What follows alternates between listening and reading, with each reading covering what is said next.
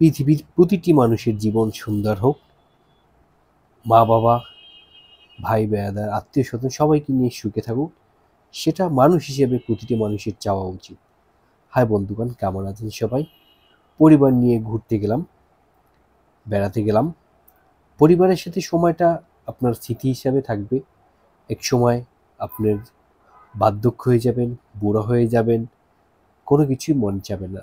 তখন এই যে স্মৃতিটা, এটাই এক সময় থাকবে যে অমুক জায়গায় গিয়েছিলাম, অমুক করেছিলাম, সেটা করেছিলাম।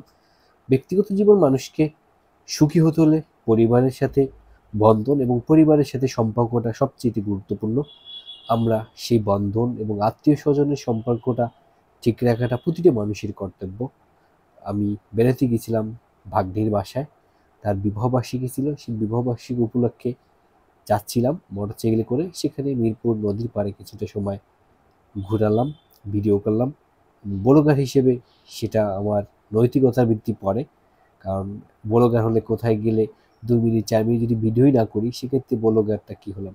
মেয়েকে নিয়ে মজা করতেছিলাম, সে রেলিংয়ে দাঁড়িয়ে ছিল, হাঁটছিল। আসলে বাচ্চা হলে অনেক কিছু স্যাক্রিফাইস করতে হয়, যেটা আমরাও করি। নিজেদের সময়, শ্রম সব কিছুই ব্যয় করতে হয়। এবং বেরিয়ে আসার পথে চীনবন্দি সম্মেলন কেন্দ্রে মেলা ছিল, এশিয়া আন্তর্জাতিক বাণিজ্য মেলা, সেখান থেকে কিছু কেনাকাটা করে নিলাম। এবং পরিবারকে সময় দেওয়া, পরিবারের জন্য শ্রম, অর্থ সব কিছুই মানুষ হিসেবে ব্যয় করাটা একটি পরিবারের প্রধান হিসেবে আমার দায়িত্ব।